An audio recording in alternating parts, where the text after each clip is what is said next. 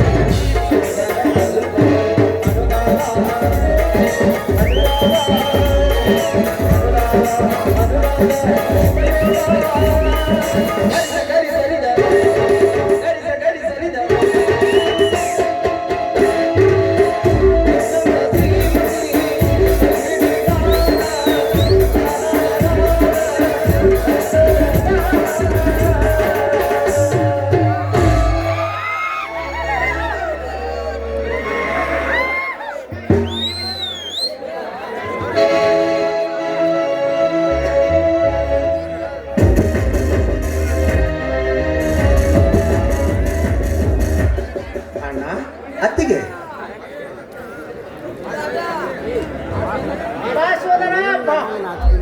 ಕುರಿ ದೊಡ್ಡಿಯಿಂದ ಈಗ ಬಂದೇನಪ್ಪ. ಹೌದಣ್ಣ, ದೊಡ್ಡ ಕಸ ಹೊಡೆದು ಪುಟ್ಟ ಪುಟ್ಟ ಮರಿಗಳಿಗೆ ತಾಯಿ ಮನೆಗೆ ಬಿಟ್ಟು ಅವುಗಳಿಗೆ ತಪ್ಪಲ ಹಾಕಿ ಹಾ ಅಂದರೆ 10 ಹರದಾರಿ ಹೋಗುವ ನನ್ನ ಕುದುರೆಗೆ ನೀರಮೇವ ಮಾಡಿ ಬರದರೊಳಗೆ ಈ ಹೊತ್ತಾಯ್ತು ಅಣ್ಣ. ಬೀರ ಕೈ ಮುಖ ತೊಳ್ಕೊಂಡ್ ಬಾರಪ್ಪ, ಉಪ್ಪಿಟ್ಟಿಂದು ಚಾ ಕುಡಿಯುವಂತೆ. ಈ ಭೀರನಿಗೆ ಛಾಯ ನಮ್ಮ ನನ್ನ ಹೆತ್ತ ತಂದೆ ತಾಯಿಯಂತಿರುವ ನಿಮ್ಮ ಕೈ ತುತ್ತಿನಿಂದ ಈ ಕೆಚ್ಚದೆ ಬೆಳೆಸಿಕೊಂಡಿರುವ ಈ ಭೀರ ಈಗಾಗಲೇ ಒಂದು ತಂಬಿಗೆ ಹಾಲು, ಒಂದು ಬೊಗಣಿ ಜೋಳದ ನುಚ್ಚು ಉಂಡೆ ಬಂದಿದ್ದಾನೆ. ಅತ್ತಿಗೆ, ನಾನಂದರೆ ತಮಗೆ ಇಷ್ಟ ಅಲ್ಲವೇ? ಯಾಕೊತ್ತಮ್ಮ ಹೀಗೇಕೆ ಮಾತನಾಡುತ್ತೇವೆ?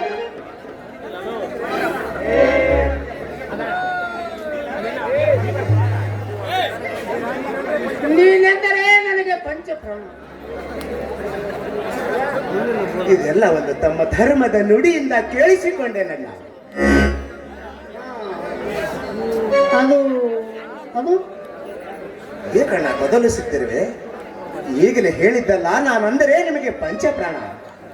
ಹಾ ತಗೊಳಪ್ಪ, 10 ಮರಿ ಮಾರಿದ 10,000 ರೂಪಾಯಿಯಂತೆ 1,00,000 ರೂಪಾಯಿಗಳನ್ನು.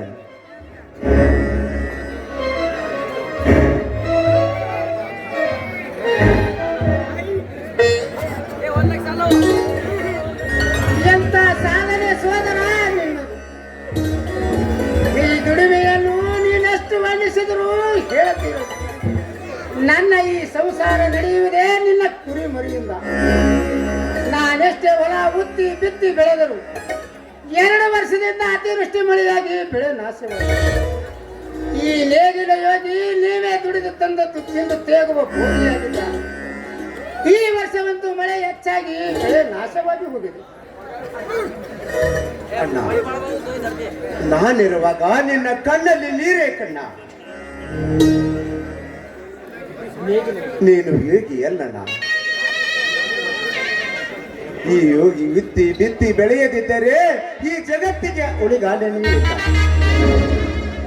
ಅದು ನಿತ್ಯ, ಅದು ನಿನ್ನ ಕಾಯಕವಣ್ಣ, ನಿತ್ಯ ಅದು ನಿನ್ನ ಕಾಯಕ. ಎಂತ ವಿಚಾರ ಶಕ್ತಿ ಅಡಗಿದೆ ಸೋದರ ನಿನ್ನಲ್ಲಿ. ನಿನಗೆ ಕಾಯಕದ ಅರ್ಥವೂ ಗೊತ್ತೇ? ನಿನ್ನ ತಮ್ಮನಾಗಿ ಜನಿಸಿ ಬಂದವನಿಗೆ ಇಷ್ಟು ತೀವ್ರದಿಲ್ಲ ಅಣ್ಣ. ಕೇಳಿಲಿ ಯೋಗಿಯ ಅರ್ಥವನ್ನು. ಅಂಗೈನ ಅಂದ ಅನಾಥರಿಗೆ ತಂದೆಯಾಗಿ, ಮೂಗರಿಗೆ ಮೇಘನಾದವಾಗಿ, ಕಲೆ ಸಂಗೀತ ಗಾಯನ ಮಾಡಿದ ಕರಿಸಿದ್ದ ಆ ಗದ್ದುಗಿನ ಪುಟ್ಟ ರಾಜರು ಗಾನ ಯೋಗಿ. ಲಕ್ಷಾನುಲಕ್ಷ ಮಕ್ಕಳಿಗೆ ವಿದ್ಯಾದಾನ ಮಾಡಿ ಅನೇಕ ಶಿಕ್ಷಣ ಸಂಸ್ಥೆಯನ್ನು ಕಟ್ಟಿ ತ್ರಿವಿಧ ದಾಸೋಹಿಯಾದವ ಸಿದ್ಧಗಂಗಾ ಶ್ರೀಗಳು ಶಿವಯೋಗಿ. ಹಳ್ಳಿ ಹಳ್ಳಿಗೆ ಸಂಚಾರ ಮಾಡಿ ಕೋಟಿ ಜಪಯತ್ನ ಮಾಡಿಸುತ್ತಾ ಭಕ್ತರಿಗೆ ದೀಕ್ಷೆ ಕೊಟ್ಟು ಈ ಮಾಂಸಮಯ ಶರೀರವನ್ನು ಮಂತ್ರಮಯ ಶರೀರ ಮಾಡಿದ ಆ ನನ್ನ ಶ್ರೀದಾನಂದ ಗುರುಗಳು ಅವರು ಸಂಚಾರಿ ಯೋಗಿ. ಹುಟ್ಟಿದ ದಿನದಿಂದಲೇ ಕಾಂಚನವನ್ನು ಕಾಲಿಗೆ ಸರಿಸಿ ಆಸೆಯನ್ನು ತೇಜಿಸಿ ಜೇಬುಗಳಿಲ್ಲದ ಶರಟನ್ನು ಧರಿಸಿ ಸರ್ವ ಜನಾಂಗಕ್ಕೆ ಬಿಡುವಿಲ್ಲದೆ ಪ್ರವಚನ ಮಾಡಿ ಅವರು ಸಾಯುವ ಮುನ್ನ ತಾವು ಬರೆದಿಟ್ಟ ಲೇಖನೆಯಲ್ಲಿ ಈ ಜೀವ ಇಲ್ಲದ ಮೇಲೆ ಇದರಲ್ಲಿ ಏನಿದೆ? ಸತ್ಯವೂ ಇಲ್ಲ, ಅಸತ್ಯವೂ ಇಲ್ಲ, ನಾನು ಇಲ್ಲ, ನೀನು ಇಲ್ಲ, ಇಲ್ಲ ಎಂಬುವುದೇ ತಾನಿಲ್ಲ ಎಂದು ಬರೆದು ಶಿವಜನರಾದರಲ್ಲ ಆ ವಿಜಯಪುರ ಸಿದ್ದೇಶ್ವರ ಶ್ರೀಗಳು ಅವರು ಜ್ಞಾನಯೋಗಿಯಣ್ಣ, ಅವರು ಜ್ಞಾನಯೋಗಿ. ಎಂತ ಮಾತುಗಳಿವು.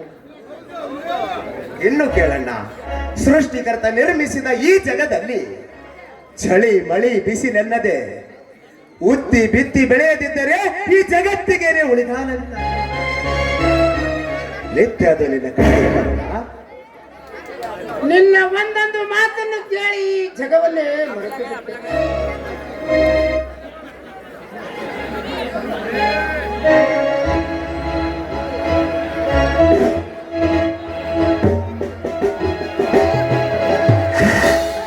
ಅಣ್ಣ, ಏನಿದೆ ಸಂತೋಷದ ಸಂಭ್ರಮ? ಏನಪ್ಪ ಏನ್ ಮಾಡಿದ್ಯಾ? ಅಂದ್ಹಾಗೆ ವಿದ್ಯಾಭ್ಯಾಸ ಹೇಗ್ ನಡೀತಿದೆ? ಚೆನ್ನಾಗಿ ನಡೀತಿದೆ ತಾನೇ? ಡಿಗ್ರಿ ಅಭ್ಯಾಸತಿಗೆ ಚೆನ್ನಾಗಿದೆ, ಆದರೆ ಹಣಕ್ಕಾಗಿ ಅಣ್ಣನ ಕಡೆ ಬಂದೆ. ಅಣ್ಣ, ಇದೀಗ ಈಗ ತಾನೇ ತಂದಿದ ಹಣವನ್ನು ತಮ್ಮನಿಗೆ ಕೊಟ್ಟು ಬಿಡು ಅಣ್ಣ. ಎಷ್ಟು ಬೇಕಾಗಿದೆ ಸೋದರ? ಅಣ್ಣ 25,000 ಕೊಟ್ಟು ಬಿಡಿ ಸಾಕು.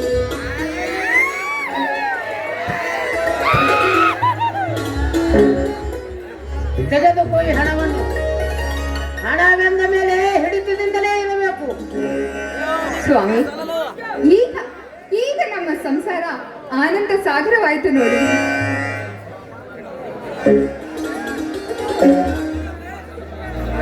ಅಣ್ಣ, ಇದೇ ಸಂತೋಷದ ಸಮಯದಲ್ಲಿ ಎಲ್ಲರೂ ಕೂಡಿ ನಾವು ಒಂದು ಹಾಡನ್ನಾದರೂ ಹಾಡೋಣ ಬಾರಿ ಅಣ್ಣ.